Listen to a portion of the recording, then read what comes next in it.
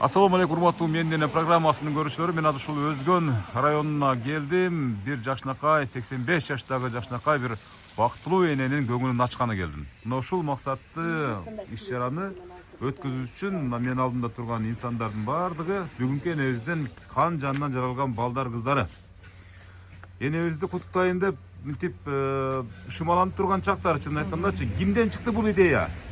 Acımdan, eksik acımdan. Кимден чыкты? Кантип чыкты, кантип жаралды? Кайсы күнү жаралды? Апам ушу силердин менен программасын аябай көрөт да, жакшы көрөт. Анан ошондон улам ушу программаны неме кылалы деп, эжемдер менен бир туугандар менен маслихатташтык. Анан баардыгы жок дешкен жок. Ооба, ушу менен бүгүн шашылыш болуп калды эми. Шашылыш болгону да жакшы. Эже баягы улуу иштер шашырса жаралат деп коет да. Бул улуу иш, бул архив болуп Кудай берсе энебиздин сыр сандыгында сакталып калат деген. Сиздердин үй бүлөңүздөр үчүн бул семейный үй бүлөлүк архив болуп сакталып калат деген жакшы ниет бар экен. Ооба. Сиз кимис болосуз? Men en çoğun kızı bolom. Эң улуу кызы, сулуу кызы мен болом деп сүйлөйбү. Эми ооба улуулугумду, сулуулугумду көргөндөр өздөрү билет. Өздөрү таан беришер деп Ооба, койсоңуз. Аллага шүгүр. Ушул азырынча айылда бир туугандар ушуларыбыз, башка бир туугандарыбыз баа шартка байланыштуу, замандын немесине байланыштуу алыста жүрүшөт. Мына жагы жылдын алдында ушул апамды ошо сүйүнтүп, бизге эстелик болсун деп ушуну уюштурган ушул сиңдим. Ушул сиңдиме миң мертебе ыраазыбыз. Укаларым. Ооба, мына эң кенже укам ушун үчүн ооба, рахмат. Ушу мына Аккарда сону мына ушундай турганыбызга эң бир кубанычтамын. Ошо. Калган сөздүн каймагын тияктан барып айтып сүйлөйсүз, Кудай буйрса. Сиз дагы кимис болосуз? Мен эң чоң баласы болом. Эң чоң болосуз. Уулдардан акылдуусу мен болом деп коем. Сакалы мен болом. Ошо сүйүнүп турабыз, Кудайга миң марта шүгүр. Жакшы инициатива көтөрдүк карындашым. Муну айтканда эле макул деди, эми капыл таплы боло түштү. Бирер 10 күн мурунураак айтсаң болот десем туура келбеди, анан эми кой сюрприз кылып коелу апабызга да шуну кылдык. Ай, рахмат. Калган сюрпризди анан киргенде дагы көрөбүз, Кудай буйрса эже. Ооба, мен да сүйлөп коеюн. Ооба, биз бүгүн аябай сүйүнүп турабыз. Кызы болосуз, сиз да кыз. Мен да кыз болом. Мен ортончу кызымын. Ортончу. Өз апамдын 3 кызы бар. Уулдары көбүрөөк. Анан сүйүнүп турабыз. Ушул тоюн өткөрүп атканыбызга жакшы апам өзүнүн ниеттери бар эле, ушул передачаны аябай жакшы көрчү. Анан дагы деле көрө берет эми. Ооба, ушу тартылып атат. Силерге да рахмат. Айтканда эле макул болуп келип, биздин ушундай сүйүнүчтөрүбүздү тең бөлүшүп атканыңарга силерге да рахмат. Ишиңерге ийгилик. Ай, рахмат. Рахмат дагы. Сөздү кишини аяп туралы, Кудай калса. Мына кенже баласы бүгүнкү энебиздин. Кенже баласында кандай мындай бир Менде бир толкундануу бар да. Толкундануу барбы? Мына апамдын ушунча жаш курагында менен программасына тартып, ушу бир туугандарымдын коштоосу, колдоосу болуп, бул бейиш тирүү кезде да. Анан ушу келип, рахмат. Ушу апамдын бүгүн сүйүнүчүн бөлүшөлүчү. Урматтуу көрүүчүлөр, мынакей менин алдымда ушул энебиздин балдар кыздардын сөзүнө ортоктош болдуңуздар. Эми азыр энебиз мисалы буга чейин менден программасын ушул көгүлтүр экран аркылуу көрүп жүргөн болсо, азыр мынакей орусча айтканда живой учурашып жанына бакылдап такылдап барып калабыз. Кана жүрүңүздөр. Бисмиллахиррахманиррахим деп баштай бериңиздер. Урматтуу көрүүчүлөр, мына ушундай жакшынакай аппак кар жаап жаткан күндөрдүн бир күндөрүндө мынакей азыр энебизди куттуктаганы кирип барабыз. Алейкум ассалам. Мынакей бардыгы кас катар тизилип турган чактары, мынакей небере чебере дегендей кыбырлар да бар экен. Урматтуу көрүүчүлөр, мага жеткен маалыматтар боюнча бүгүнкү энебиздин кыбырасы да бар экен, кыбырасы. Кол чаап, коштоп, мынакей жакшынакай болуп туруп, тиги жогоруда отурган энебиз окшойт. Ана бисмилла деп энебиздин жанынан өтүп барайын. Эне кандай отурасыз? Жакшы отурасызбы? Мени таандыңызбы, таанымадыңызбы? Садака кетейин. Рахмат, рахмат, рахмат. Кол чаап коебуз энебизге. Мен сени ар дайым сүйүп көрөм. Ай, рахмат, рахмат. Шибегени да көрөм. Шибегени да көрөсүз, менин да көрөсүз. Сеникин калтырбай көрөм. Аракөлгө келдиң го баягында. Ооба, баягында бардым, ооба, аерден да барып бир энени куттуктап келдим эне. Ova. Özünüz külü güçlü oturasızbı? Şükür. Sizni 85 yaşta uqtum ele 25'ke çıqqan ele bir ejedeysiz qo'y ne jap-jaş görünüp ötkez. Sadağa geteyin. Jo çınını aytam meni. 85 yaşga oqşashmay ötken sportsmen kasıpbı? Yok. Ha. Hiç qarı opsiz qo'y ne sekreti var? Hem sekret edele. Bol bolsa gerek hem mına baldardın jakşılığı, kızdardın jakşılığı. Şular bardığı yere dep sıylap tursa, ısık çayıp berip tursa. Anan oşoluk olsa gerek men oyumda oşol. Ha, yine Otumu jagıp berip tursa. Yine özünüz mına 85 yaşga çıkıp oturasam, şu kança balаны tarbiyaladınız, kança kızdı tarbiyaladınız degende özünüzdün basıp ötken turmuş jolunuz turalı biraz qowrap beriңiz ene. Men 58 yılı turmuşka çıktım.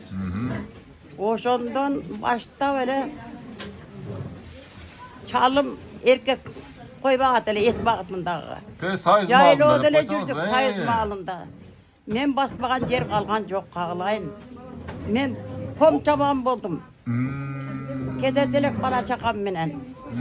Ova. Kança toğunu bastım, kança saydı bastım, kança kırdı açtım dep koyuңuz. Ova.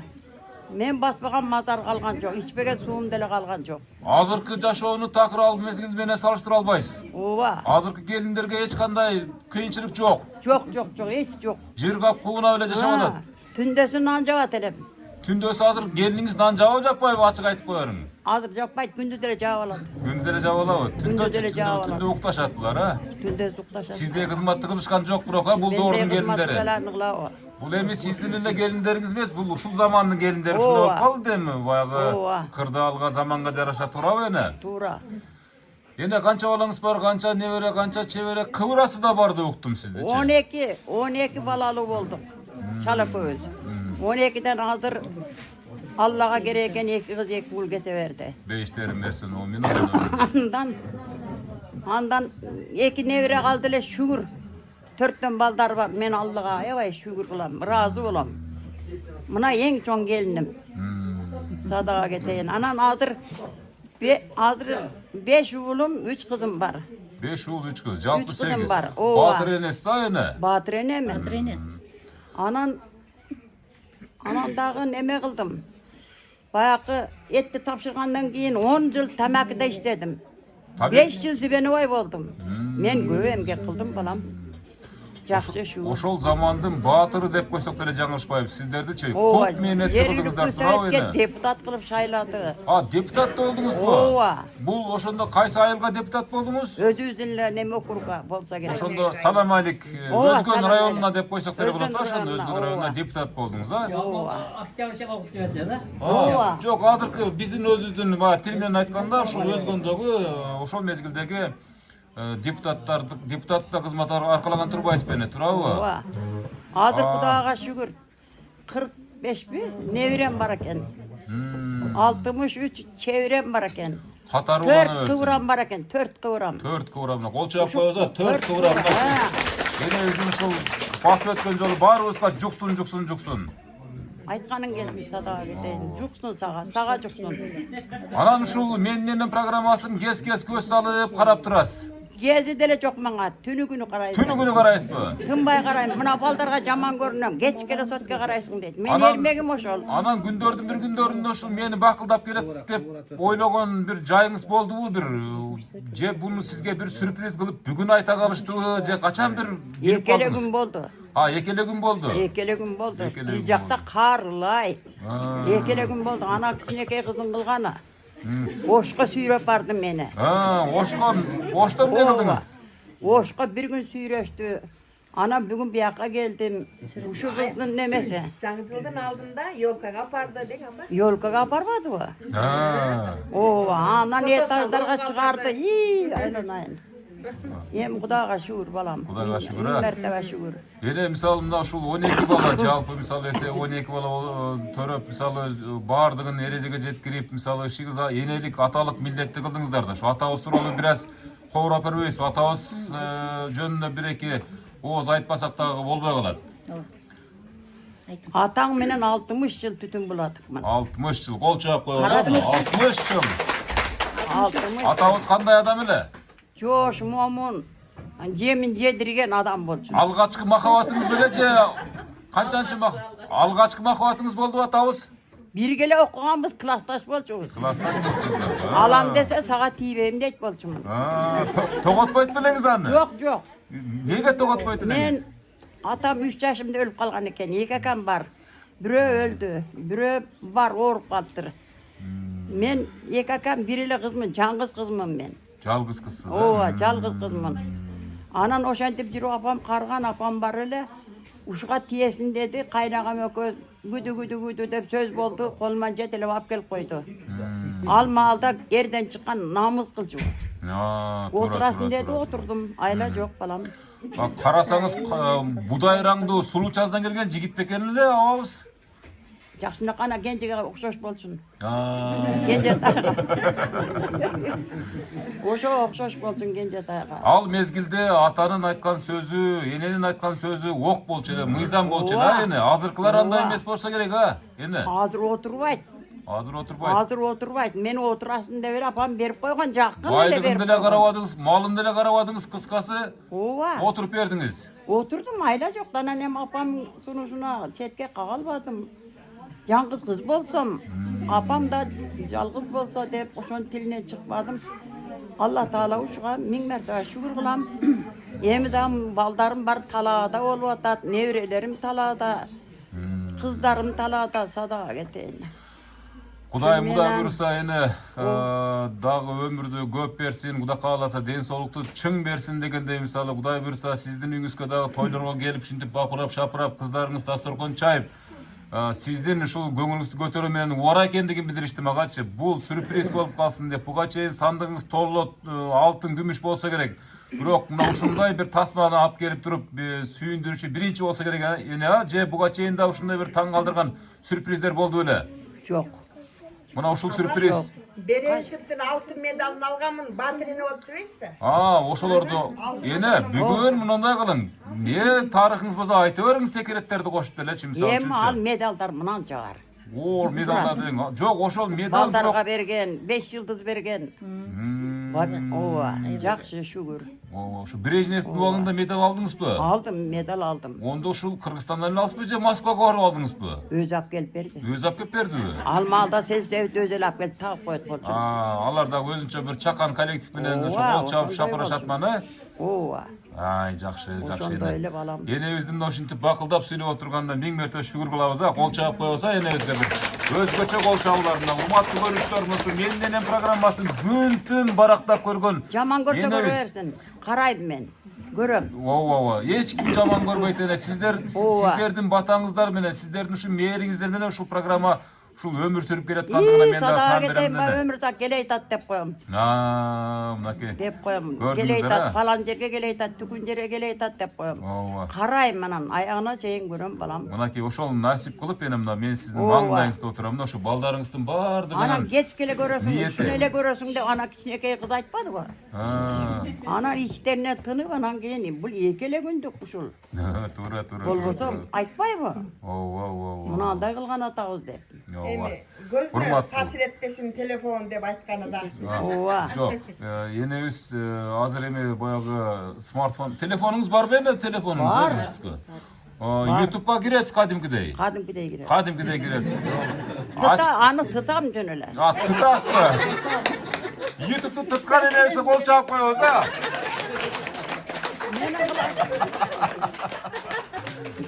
Menin kılgan işim oşolda, suğu varam mı, nan kılan mı? Ошодо эми буга чейин Ооба. көп эмгекти кылдыңыз эне. Кылсын Аябай калган эне эмгекти мисалы үчүн, кылдым. туурабы эне? Mına kızım oşol жүрдü. Şükür balam. Суукта кирди, сууга чайкап, ошол маалда эми ал кезде ысык суу жок, ысык сууну ысытыш деле шарттар жок эле да. Азыркыдай кир машина жок деп коюң. Kömür de yok. Көмүр да жок. Otun. Ушул 12 баланы, ушул балдардын баардыгын багыштап, мындай кандай турмушту баштан кечирдиңиз? Kıynalbay baktım. Кыйналбай бактыңыз. Hiç kıynalbay baktım. Sebebi bayakı iyilik koy bağı böyle vıskırt ya de apta sayıyla koysa göçmene baktık şunu. Ал убактагы таза Көш менен бактым. азык менен бактын балдарын барын дең айны. Hazır kayakta. Bazardan 1 kilo 2 kilo alasın al, bir 5-6 günge jetpeydi. To'g'ri. Ayla jo'q, tavalam. Ayla jo'q, biroq endi hozirgi zamondun sharti shunday bo'lib qoldi dene. Chunni aytganda müchülep olib kelebiz bardığıncha.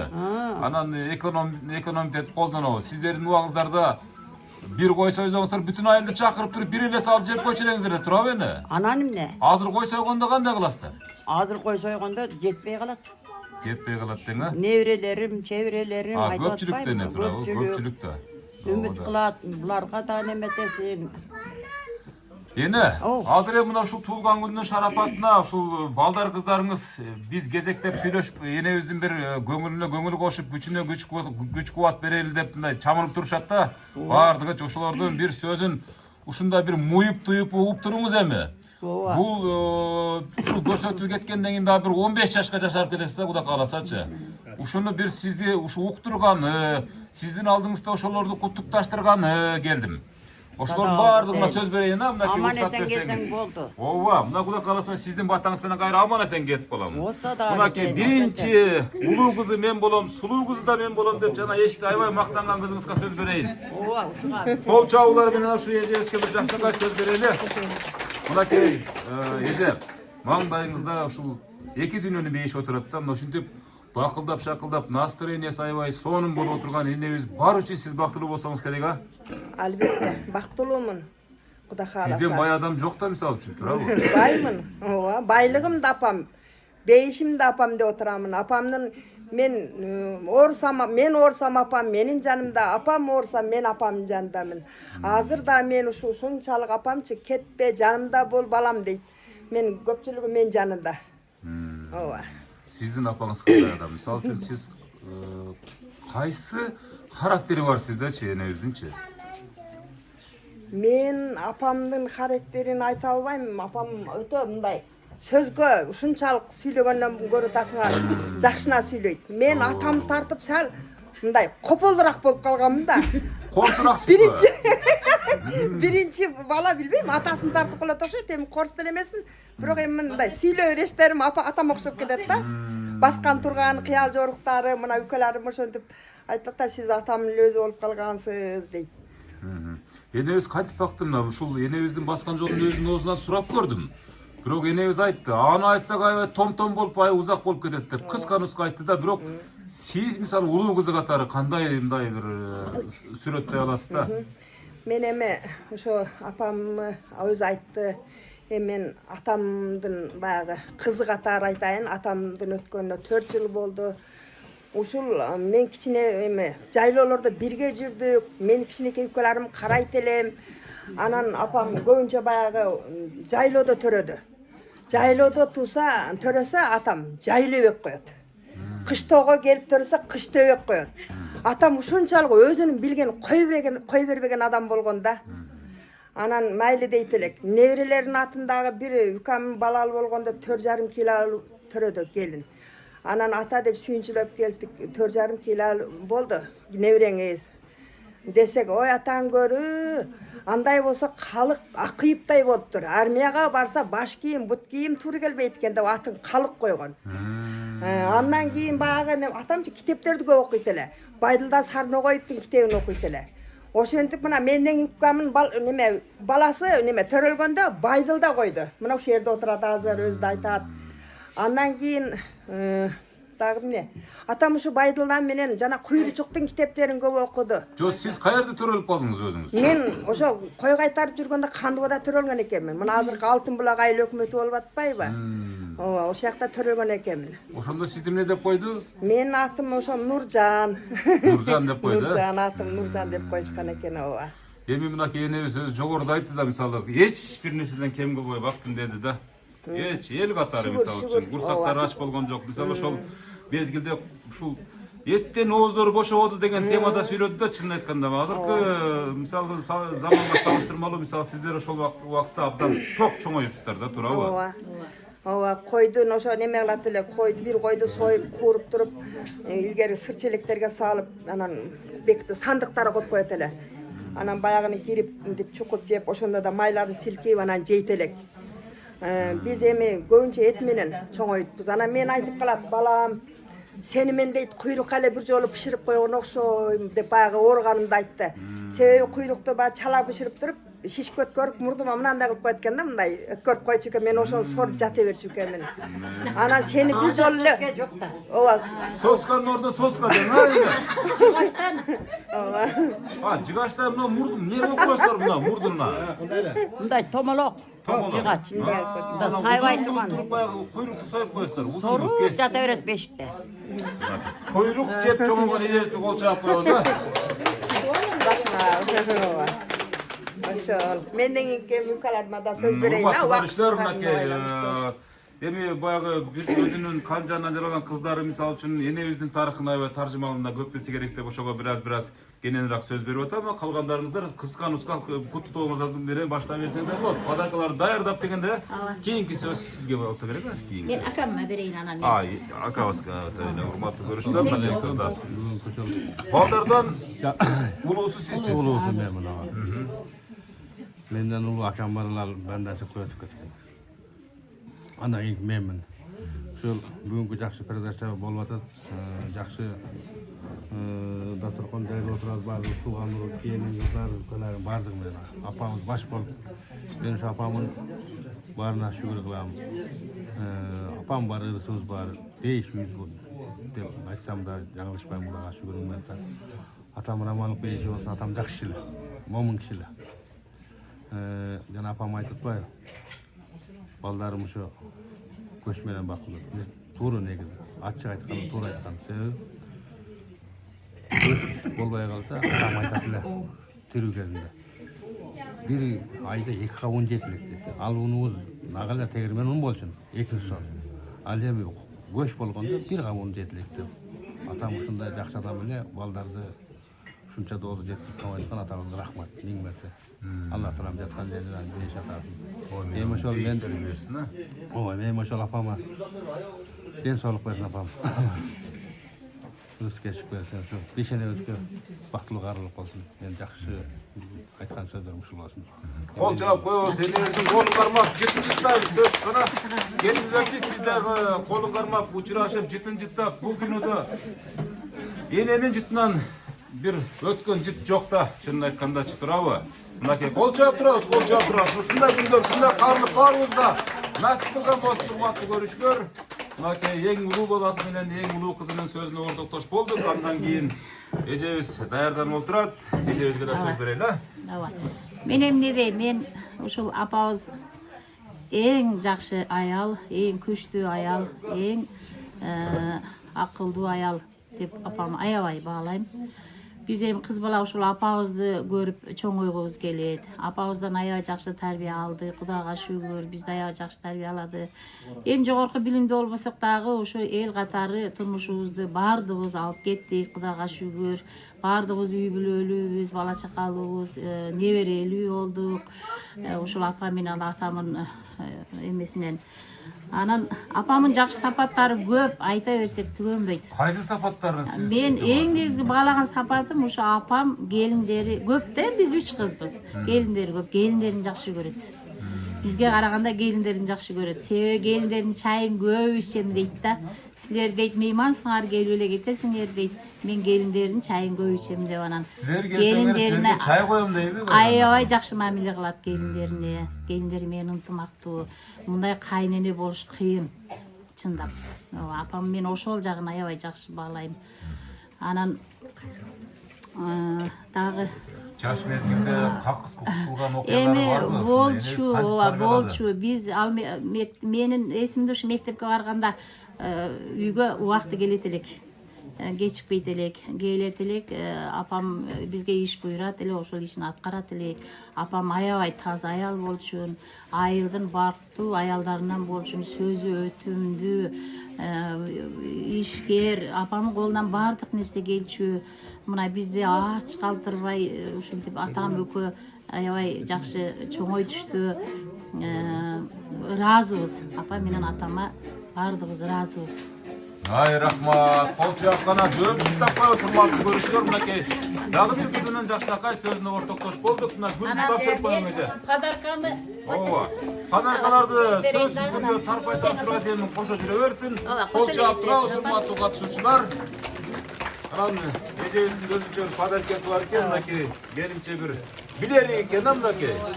Жазуусу барбы билериктин? мына бейишим апам деген. Бейишим апам деген жазуусу менен билерикти тапшырып эне колго билекке тагып жаштакка кылып туруп көп бир Пайы менен болсун деп. Мынакей пайы менен болсун деп мына жаштакка эки колуна эки билерик. Бейишим апам деген билериктердин ээси бүгүнкү эң Апам бактылуу ушул подаркаларга татыктуу. Албетте, Ооба. албетте. Мындан да улуусуна татыктуу. Апам. Билериктер кут болсун эне. Мына билериктерди тагып алып мынакей карабайсыз, колуңуз толула мына жалтыраган алтын болуп калды да калды. Эми коноктордон колуңуз бошобойт эне, Кудай кааласа. Кол чаап коебуз мынакей ушундай учурларды. Чоң рахмат, урматтуу көрүүчүлөр. Кийинки сөз. Келин эже мына бери карап туруптур. Ооба, чоң келиним деп жана аябай мындай бир мактануу менен айтты да эже. Чынын айткандачы, энебиз дегип бетине буруш түшпөптүр да.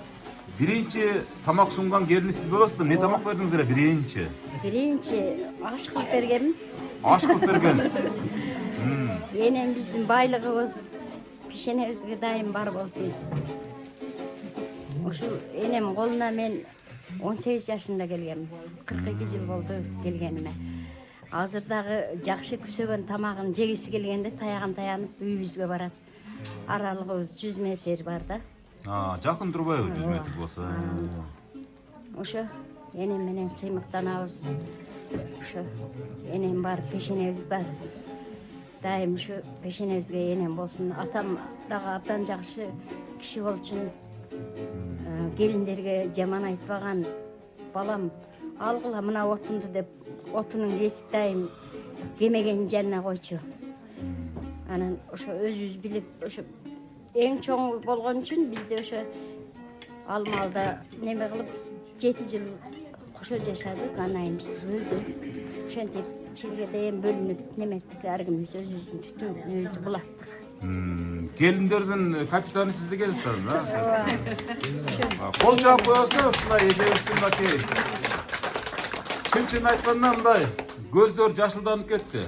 Жаштар толуп кетти. Себеп дегенде энебиздин турмуш жолуна көз ачыла элек болуп барып, мына ошол жерден көп нерсени үйрөнүп, Жада калса күкүр чакканды да билчү эмесмин. Күкүр чакканды билесизби? Үйдө тагын сиз байдын кызы болгонсузбу дейм да? Эми ушундай эле бардыгыбыз бирдей эле, бирок ошо эркек кыз болгон үчүн неметип барганмын да, эми бардыгын үйрөткөн. Энебиздин мисалы бир анча-мынча фокус кылып койчу эле ошондо мисалы үйрөткөн мезгилдерде. Жок. Андай кылган эмес, а? Жок, мындай койгула балам деген ошол сөз жетиштүү болот эле. Кайненелик кылган эмес кыскасы, кайненелик кылган эмес, а? Мына кинодогудай болуп, а, туурабы? Кол чаап коебуз, энебизге абдан ыраазычылыгын билдирип сүйлөп отурат, урматтуу көрүүчүлөр.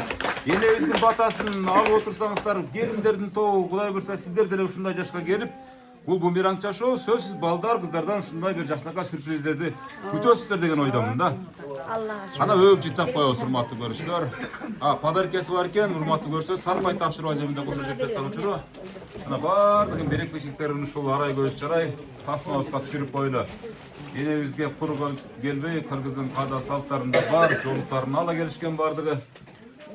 Материалын болсо энебиздин колуна берип, Сиз бар, пешенебиз бар. Дайым пешенебизге бар болуңуз. кол чаап коебуз, урматтуу көрүүчүлөр. Эң улуу келиндин сөзүнө күбө болдук, бар болуңуздар. Андан кийинки эжебиз, келиңиз эже, бери карап сүйлөй бериңиз. Siz da gelin olursa şunda. Yok, men kızım da, canaklı kızım ende. Alparçı kızım ende. Çeçil olsanız biz tanımaya kaldık. Sana paltoçun kuruyor. Mına uşul ideyanın top başçısı katarı dep koysam жаңылышпаймын. Жана сыртта дагы абдан сонун сөздөрдү айттыңыз. Качан ушу энебизге айтыңызчы. Энебизди кантип байкап калдыңыз? Мисалы, ар дайым көрүп, ушул менин программасын такай көргөндүктөн улам ушундай идея жаралдыбы? Же качан жаралды? Мен энем программасын мен апам жанында кошуна эле болуп жашайм. Анан ушу барып үйгө отуруп калганда ушул передачаны тынбай көрүп калат. Анан өзүм ичимен ушундай неме кылып жүрдүм, ниет кылып жүрдүм. Ушуну ушундай кылып уюштуралык деп. Анан мына жаңы жылга жакын кичине сюрприз болсун деп эле ушуну уюштуруп бердик. Апам айтсак, бир астын толкунданды, бир астын жөллө койсоңор болмок деди. Ушу менен Енелер эч качан өзүнүн жүгүн кааласа ниетибизге балдарына ашып атат салгысы ушу. келбейт да. Енелер эч качан мисалы коюп эле койбойсуңарбы, жөн эле койбойсуңар деген сөз бул ар бир азыркы замандын энесинин оозунан чыккан сөзү. Мына ушул сизге кандай бир сапаты жуккан энебиздинчи? Кайсы характер менен энебизди өзүңүзгө коштуштурасыз? Мен апамы бир 100% эле тартсам керек. 100% ашыгы менен деп коюңуз Ашыгы менен, ооба. Кол чаап коебуз, урматтуу катышуучулар. Мисалы үчүн ак жүрөктүүлүгү барбы, кол ачыктыгы барбы, жайдарлыгы барбы, мисалы үчүн көбүрөөк чуккан сапаты? Мага ошо бетке айткан жагы. Бетке айтат, ооба, жүрөккө сактабайт. Сактабайт, бетке айтат апам.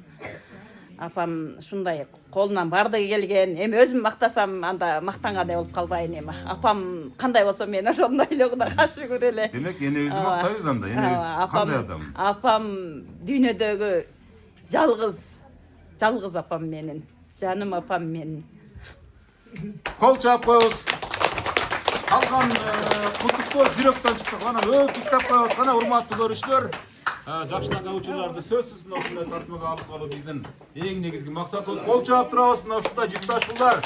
Мына ушундай сыйлар баарыбызга насип этсин. Сиз эң бай адамсыз дүйнөдөчү. Жаныңызда ушундай бир байлыгыңыз турат да. Эч качан мисалы үчүн апам бар, биз бактылуубуз. Чындыгында бактылуубуз. Ушу Ушу тууган уругума рахмат бардыгына, ушу менин бир сөзүмдү неме четке какпай бардыгы бир колдон колтоп беришти. Ушу ыйлабайын дедим эле. Жок, бул жакшылыктын көз жашы турабы, кубанычтын көз жашы турабы? Ана кийинки келиң аба. Урматтуу көрүүчүлөр, дагы бир тууган. Жок, мен иниси болом. Мен атам менен бир Мындай тууган. турбаңыз эле агай. Осы терезеден жарык. Абжем өзү мына жогоруда болгон сөзүн айтып өттү. Мына уул кыздар сүйлөп өттү. Мен дагы эми айта турганым ушу каалоо тилек кылып айтам абжеме. Абже, ден соолугуңуз бекем болсун. Биз өзү абжем айткандай абжемдин апасы энебиз. Өкмөттүн жашында 112 жаш менен эсептеген. Энебиздин кызы. Абже, сизге дагы бекем ден соолук. Ушул энемдин жашын берсин сизге дагы. Анан мына жээндарим жалпы отурасыздар. Бейиш эненин тамагында дейт. Дасторкон жайып бүгүн абжемдин ушул бүгүнкү туулган күнү өткөрүп отурасыздар. Сиздерге дагы рахмат. Үй бүлөңүздөр менен аман болуңуздар. Дайым ошо жакшылыкта, жакшы күндөрдө Аллахым насип этсин баарыбыздарга. Баарыңыздар аман болуңуздар. Мен да чакан белегим бар. Ооба, чакан белек өзү негизи куругу болот. Мынагачы бир жакшы аяй көйнөк алып кийиңиз абжа. Эч кимге бербеңиз. Аяй көйнөк дейт, аяй көйнөк. Урматтуу көрүүчүлөр, мынакей дагы бир турган жакшынакай сөзүнө ортоктош кылдык. Андан кийинки сөз келиңиздер, мына улам катар сүйлөп кете бериңиздер анда. Небереси? Чебереси болот экен. Кол чаап коебуз. Чебересин андан сындай. Азамат. Мен чоң апама каалоо тилек айтып коеюн. Чоң апа бүгүнкү майрамыңыз менен ар дайым ушинтип биздин төрүбүздүн көркү болуп жүрө бериңиз. Ар дайым ден соолукта болуңуз. Карысы бардын ырысы бар дейт. Ушу биздин төрүбүздө ар дайым бар болуңуз. Ошо. Сиздин тоюңузда дагы төрдүн көркү болуп, Кудай кааласа. Биздин тойлордо дагы бар болуңуз, биздин тойлорго барыңыз. Той жакындап калдыбы? Кудай кааласа. Ана өт чыттап коебуз, урматтуу көрүүчүлөр. Чебересинин сөзүнө ортоктош болдук мынакей. Көйнөк алып кийип коюңуз. Мынакей көйнөк алып кийип коюңуздар деген жакшынакай бир кадамгеси берип айтты. Азамат, эне мына ушул чебереңизде бактыңызбы өзүңүз? Бактым. Өз колдоруңуз менен май курутуп берип дегендей. Ооба.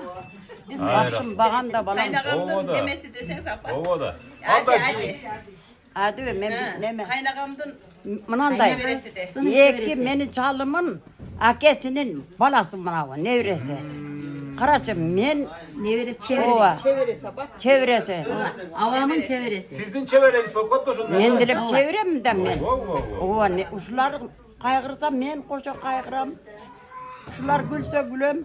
Аман гана болсун ушулардын өмүрүн тилейм мен ардайым. Кол чапып, энебиздин ниетин көрдүңүздөр андан кийин өтө беремин ар жакканда. Урматтуу көрүүчүлөр, ниете дагы бир нерсени тартып коеюн. Мынакей жакшынакай торт жасалыптыр. Бул торттун бетинде энемди эстеп жүрөмүн, сагынам нурдуу күлгөнүн. Энем бар жашоом жап-жарык, энекем сизди сүйөмүн дейт. Кол чаап коесуң, ушунда менин энем деген. Балдар кыздардын аттары Нуржан, Нурбай, Бекиш, Гүлжан, Нурлан, Нурила, Мирлан, Жайлообек, Кыштобек, Кенжетай дейт мынакей. Сонун көрүнүш. Келиңиз, өзүңүз дагы бир жакшыда калып өзүңүз тааныштырып, куттап коюңуз.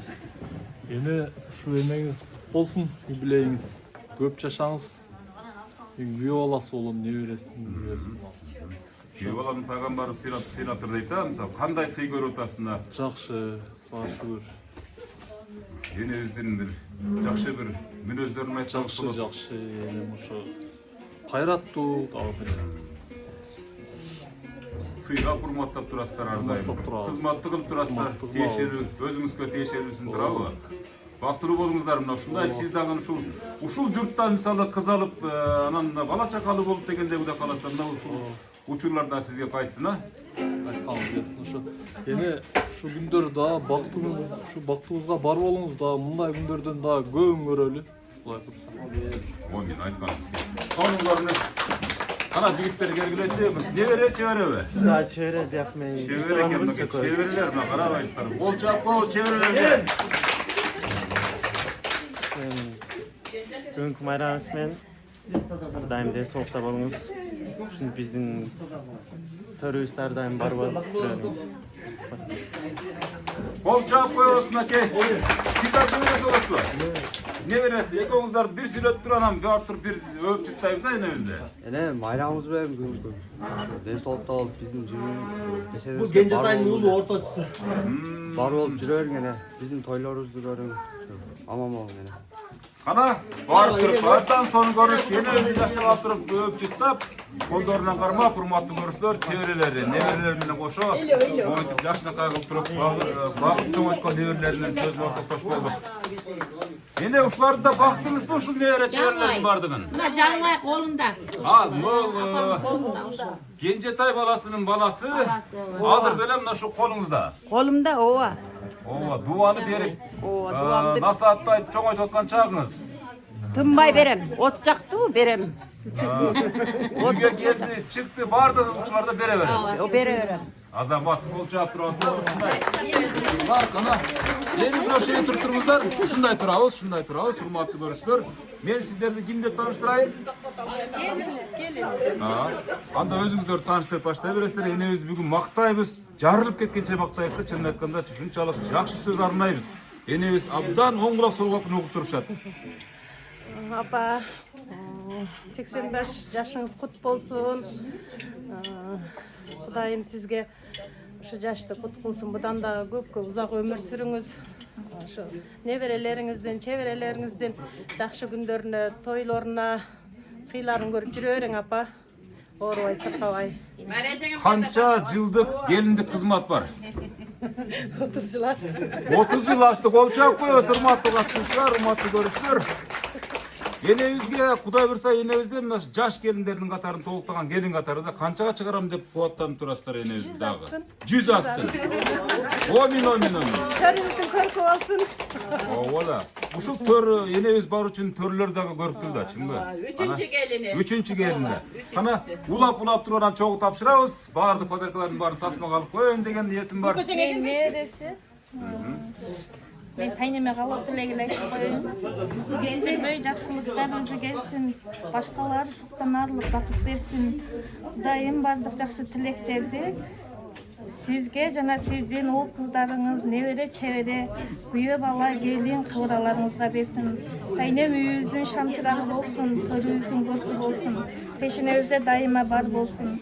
Жана бардыгыңыздарга бүгүнкүдөй жакшы күн каалайм. Баарыбыз бирге болойлу. Жакшылыктар болсун дайыма. Чоң рахмат. Мынакей азыркы мына ушу келиндин сөзүнө маани бердиңиздерби? Абдан сонун ыр токуптур чынын айтканда.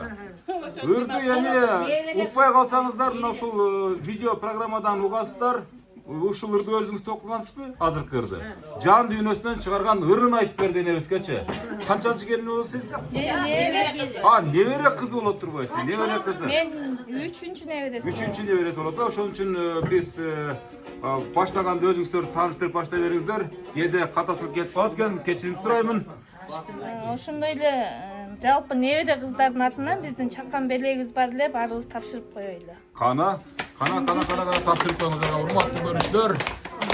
Келиңиздер кана. Мага бир көрсөтүп коюңузчу, кана бул шакек окшойт да, мынакей. Шакек, алтын сойку. Шакек. Мына жалпы неберелердин атынан кол чаап коебуз. Кол чаап турабыз, мынакей сонун болгон.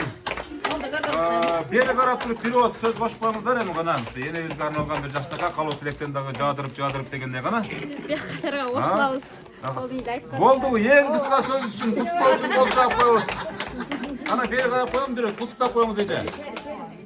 Бир ооз куттуктоо сөз менен сөзсүз түрдө программа бул. Эртең көрөсүздөр дегендей, энебиз көрөт дегендей. Мен небере кыз болом, чоң балдардын чоң кызы болом. Энеме ден соолук каалайм, азыркыдай кайраттуу болсун, пешедебизге бар болсун. Биз энемдин тарбиясын алып чоңойгон кыздарбыз. Кудайга шүгүр, тиргиликти кылып энемен үлгү алабыз. Ошо энем ар дайым ушундай төрүбүздө жүрүшүн каалайбыз. Азамат, кана бир-эки ооз сөз сиз да кошуп коюңузчу кана. Келиңиз кана бир-эки ооз сөз, куттуктоо сөз. Ошо энеме ден соолук 100 жашасын. 100 жашасын. Сиздердин да тоюңуздардын күбөсү болсун да, кудай кааласа. Амин.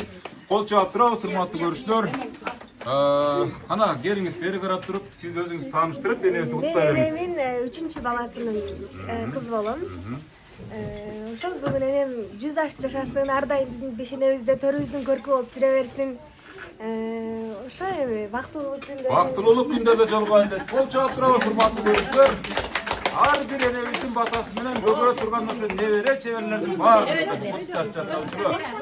Мынакей сонун гүл, урматтуу көрүүчүлөр. пакеттер коебузчу. Жолуктарын салып аткан учур, урматтуу көрүүчүлөр, ушундан өткөн бактылуулук көзүмөндө болбосо керек. Ар бириңиздерге айтам. Мынакей тортторун, жолуктарын салып аткан учур, кана келиңиздер, башкаңыздар. Жолуктарды салып, энебиздин батасын алуу менен убара болуп жаткан чактары. Өзүңүздөрдү тааныштырып, куттуктоо сөздөрүн. Экинчи келин.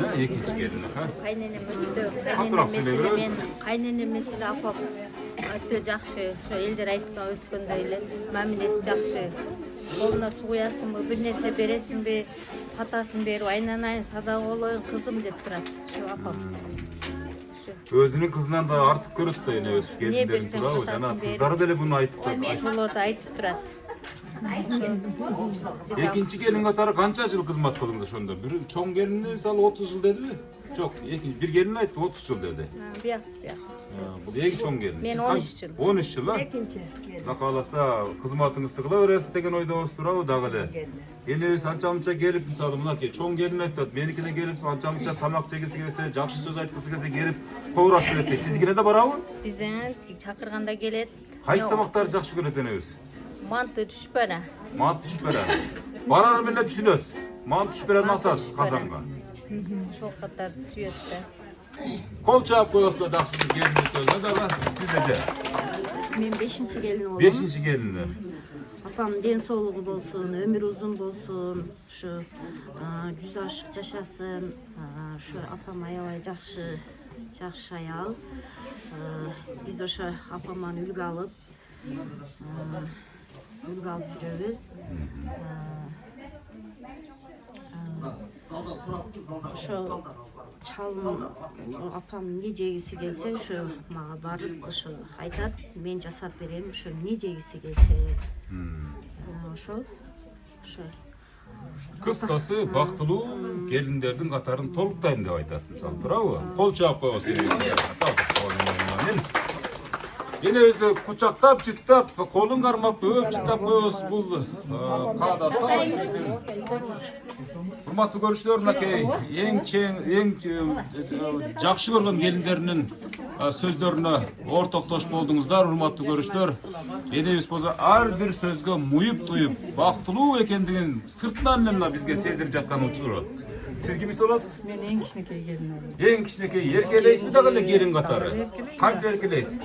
Пенсияны алып турубуз ана шуну. Пенсия биздин колдо да. Пенсия биздин колдо, кол чаап коебуз. Апам айта келсем эң бир золотой аял. Бетке айтат, билбегенди билдиртет. Жашаганыбызга 24 жыл кетип атат, кошо Кудайга шүгүр. Апам бактылуу аял. Келиндердин бардыгы жакшы. Апа дегенден башкасын билбейт. Ошол атам эң сонун ата болчу.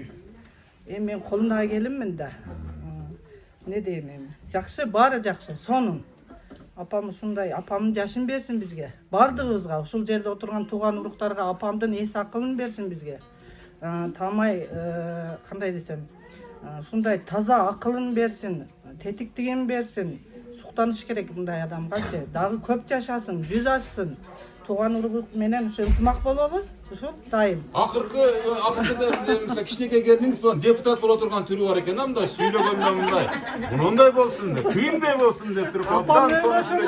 Неме дейт го? Кайнененин камырынан дейт го. Ооба. Тарбияны берипсиз бирок чындап. Абдан сонун. Ошондой. Анткени энебиз жаш кезде ушундай болсо керек, ошон үчүн депутат болгон да мурда жаш кезиндечи мына ушул сиз да Кудай калса энебиздин жакшы батасын ала берсеңиз, айыл эли сыймыктанган, район эли, кыргыз эли сыймыктанган бир жакшы бир ардактуу келиндерге айланасыз деген бир жакшы үмүтүбүз бар да. Ошол апамдын жашын берсин, жүз ашык жашасын. Менин программасында эң кичинекей келиндер ырдайт да. Кадимкидейчи созолонтупчу. Энебизди бир жакшы берсеңиз, бир каны бир ырдап бербейсизби? Ырдап берет болчумун, бирок мага берген талантты Кудайым жолдошума берип коюптур да. 100%чы. 100дөн бири бар, мен коштоп коюшум мүмкүн.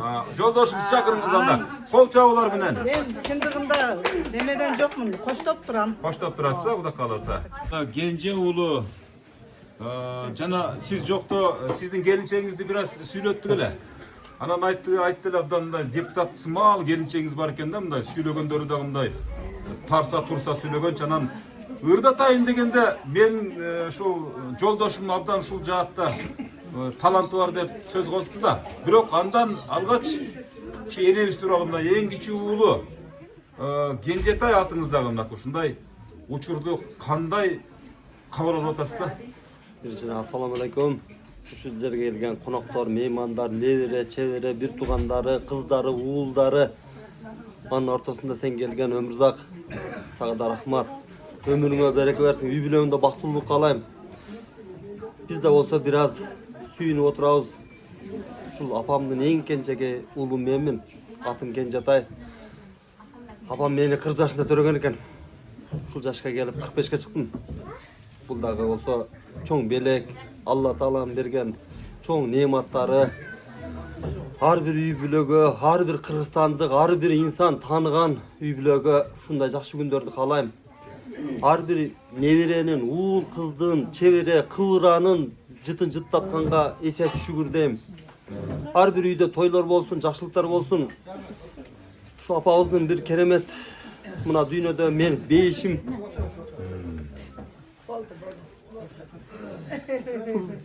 Жок, бул толкундануунун Бул бейиш.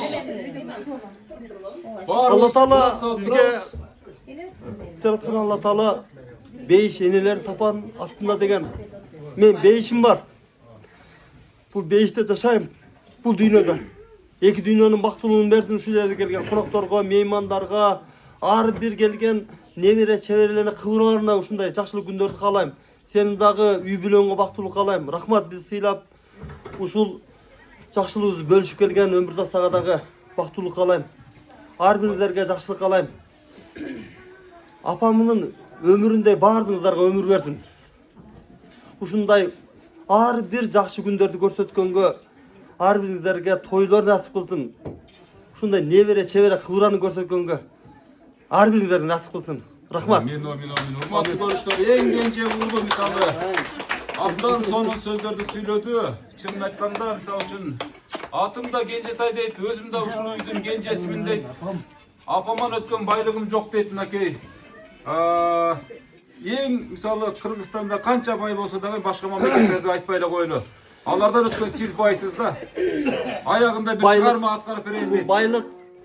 Baylık biraz akıp ketken suuday. Ömür bul bakıt, densoluk bul çeksiz nemat.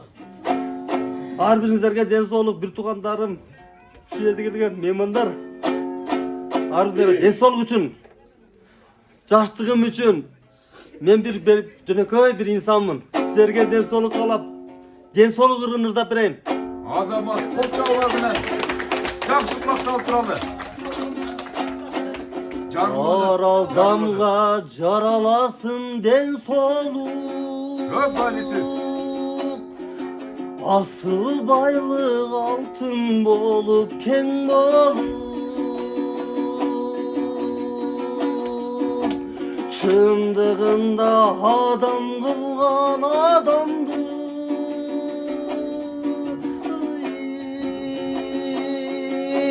Bakıt eken talay eken dön soluk. Bakıt eken talay eken dön soluk. Oylop sızdap ketti kabırgan. Başkalarga söz aytudan jaşınan. Çındığında adam kılgan adamdı. Bakıt eken talay ekenden soluk.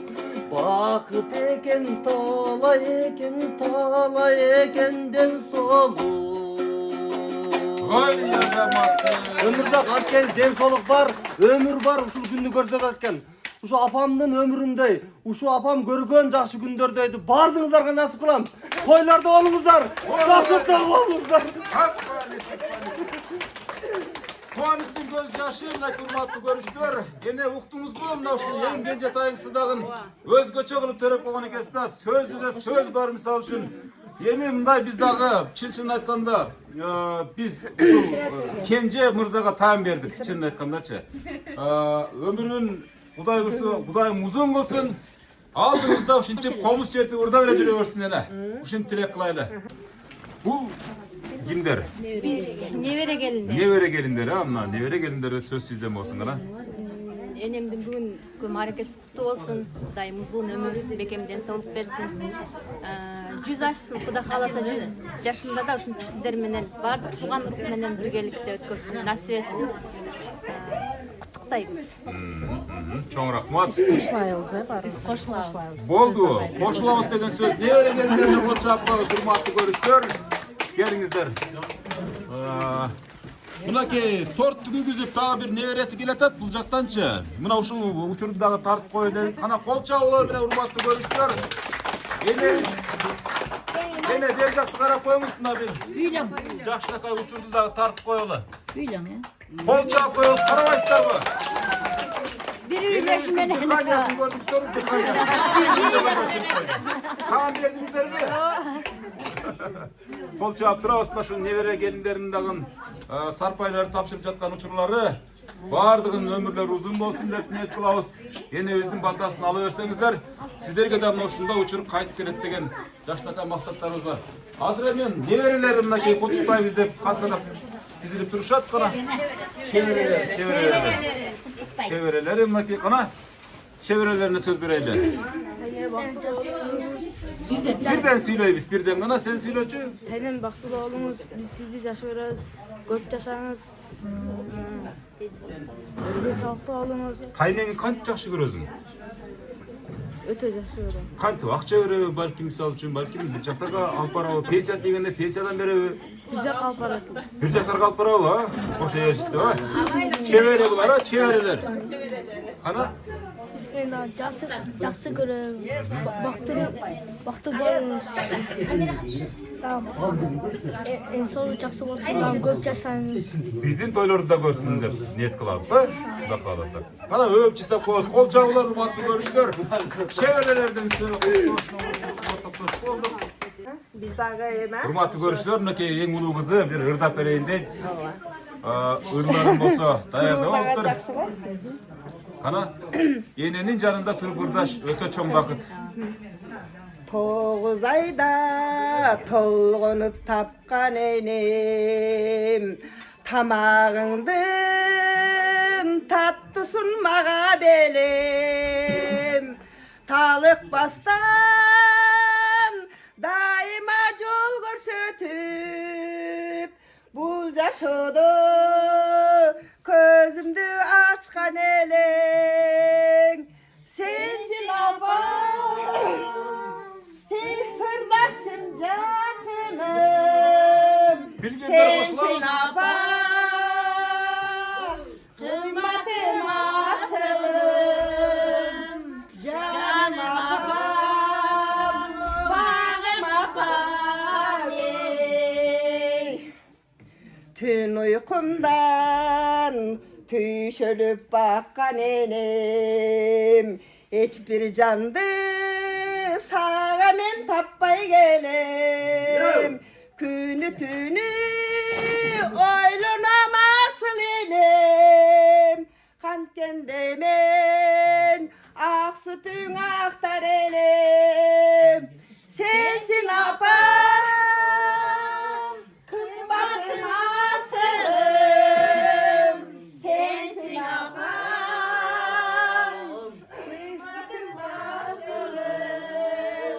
Canım apam, bağım apam. Vay rahmat, hurmatlı görüşler.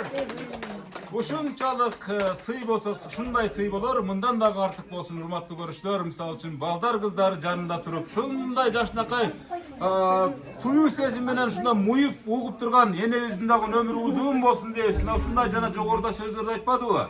Мен эмне үчүн картайган эмесмин депчи.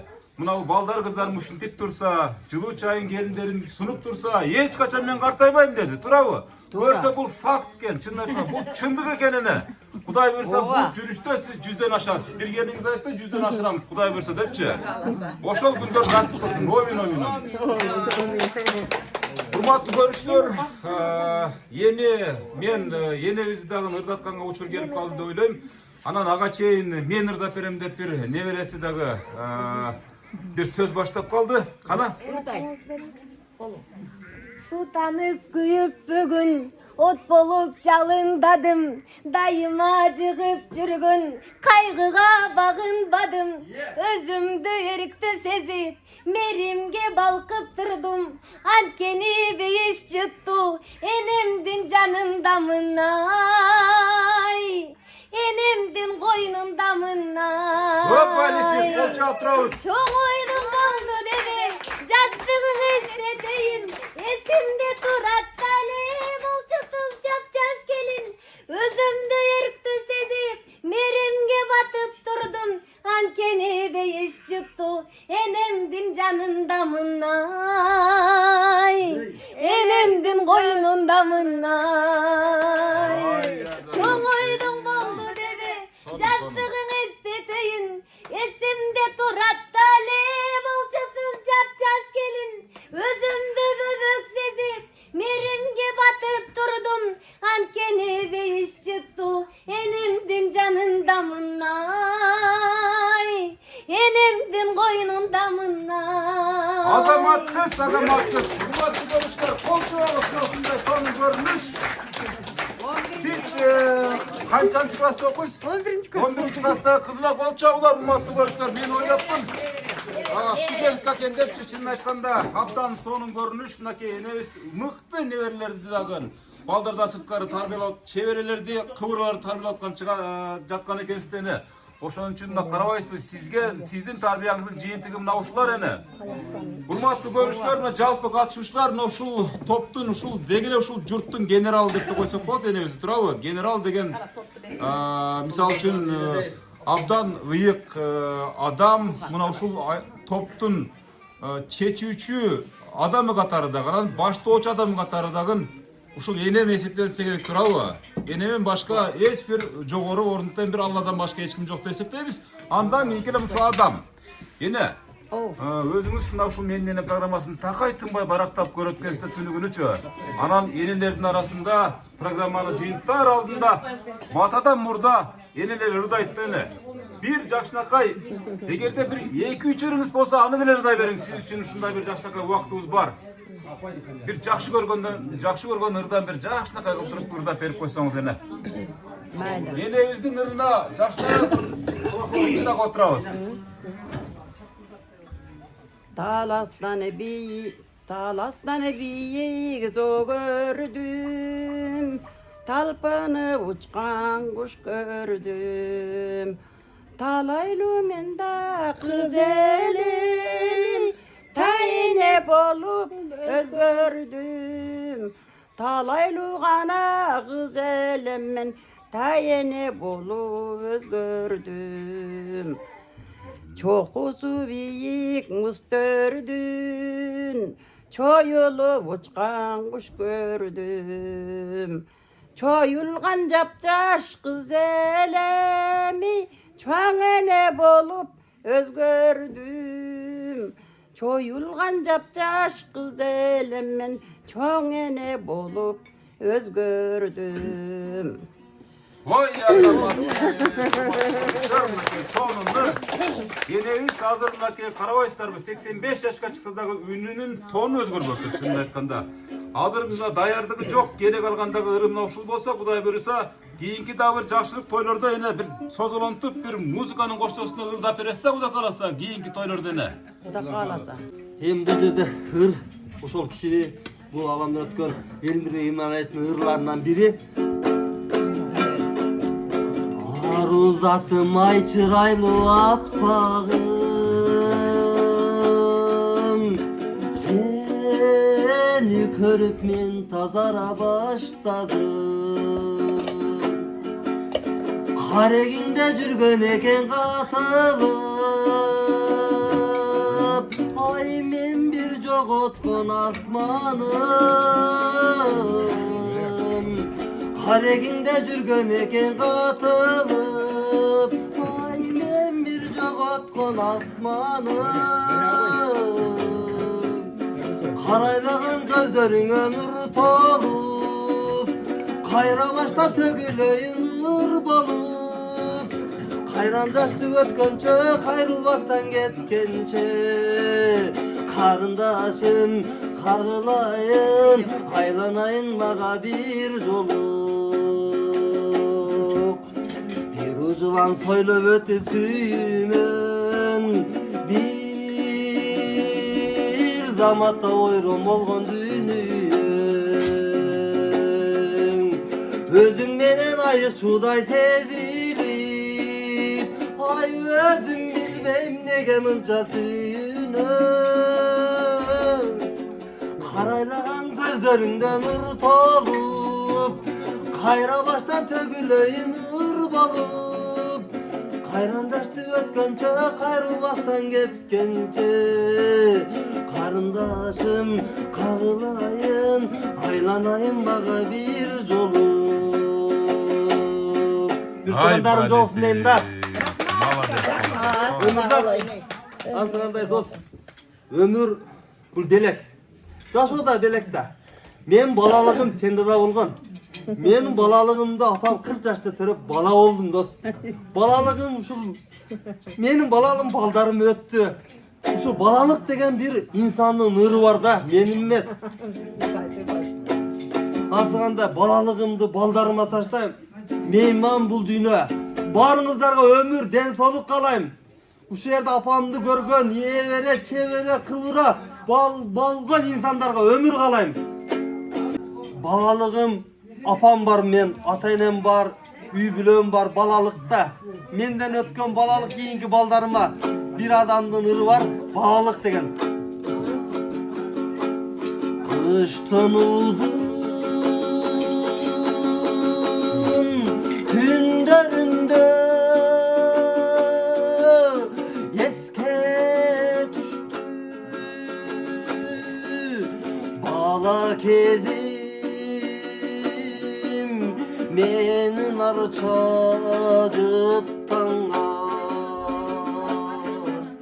balalığım baldan şirin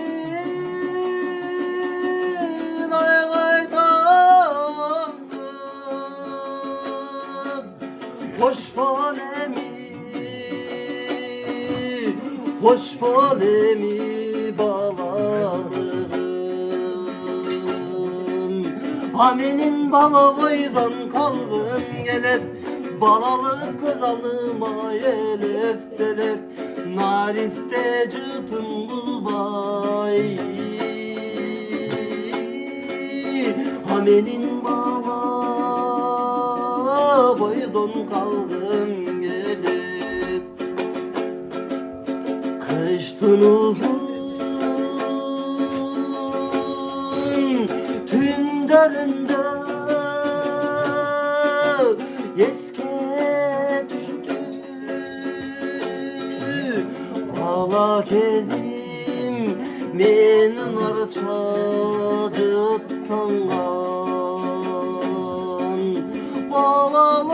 balalığım kanat baylap ayga çöp kettim hoş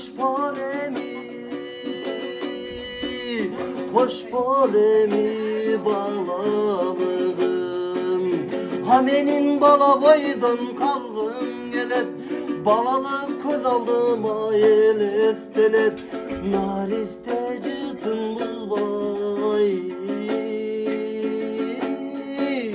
Hamenin bala boydan kaldım gelet Hamenin bala boydan kaldım gelet balalık göz aldıma elestelet dariste cıtın bulbay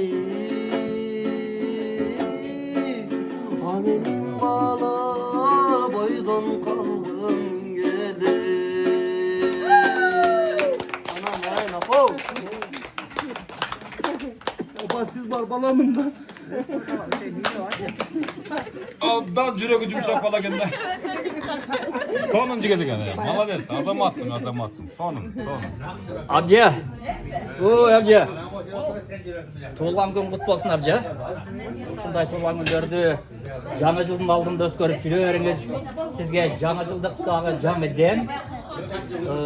Төмөнкү чыгарманы кабыл алып коебуз, энекем дегенде, Абжа. Ана төмөнкү чыгарманы кабыл алды.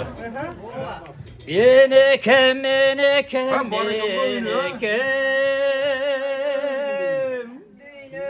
tabılgıs berekem dağı deli sap olayım sevesem deli sap olayım vay amcasın sen yüreğim Vay rahmat.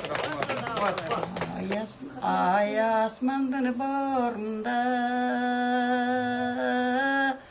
altından şakek kolumda ırda samırda koyuyun baldarımdın doğrunda gün asmandın borunda gümüştün şakek kolumda ırda samırda koyuyun gelin kızdın doğrunda deyip oldu olama.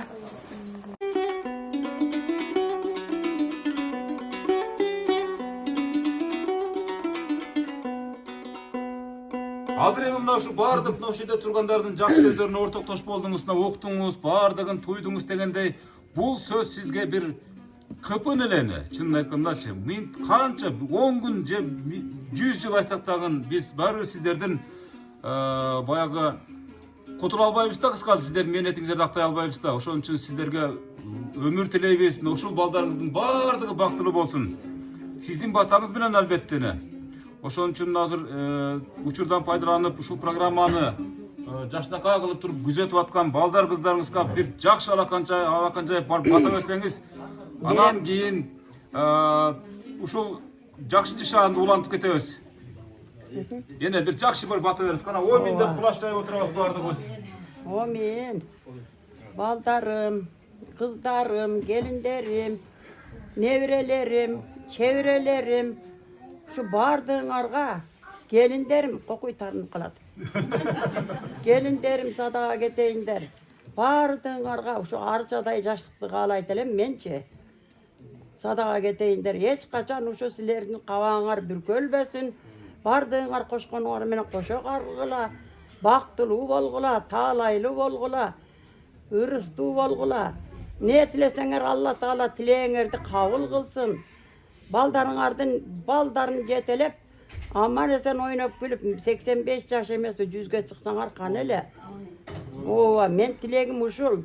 Rahmat, ükam, sırgavay. Sen de uşu baldarыңдың günü güçün gör. Aman jür menin beşeneme. Bar bolgula. Bardığın araman bolgula. Amin. Amin. O öyle. Sen de uşu koşkunun bardır. Koşa karı. Sağa da şu baktılılık kalayım, ardayım. Sadağa geteyin, kızların baktılığı olsun, ömürlük olsun, baldarın talaylığı olsun, zovalon götürülsün. Bundan da büyük darajaga jet. Yolda жүрөсүң, жолуң ışıdır, yoldaşın kızdır atak oldosun. Amin. Allah. Beni programa jaktı mı? Jaktı. Anda men maksatıma jetken bolom da kol çayap koyasın. Programa jaktı.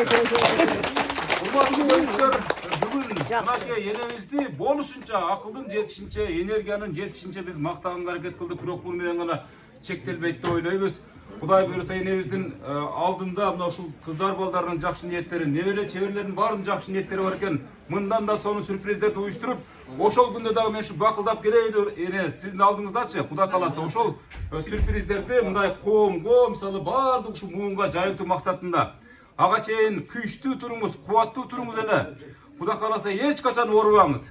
Программанын ушун жыйынтап жатып сизге ушул биздин жамаатка, биздин ушул менин программасына бата бергениңизге да биз абдан ыраазыбыз. Бар болуңуз, бай болуңуз, эми эң негизги ден-соолук каалайбыз сизгечи. Мына ушул баардыгы ушул ниетте болсо керек деп турабы? Омин жакшы туруңуздар. Кийинки жолугушууда жолукканга чейин. Аман эсен туруңуздар. Жакшы бар. Жакшы калыңыз эне. Жолдошуң кыздар атак олдосун, ак жол. Amin.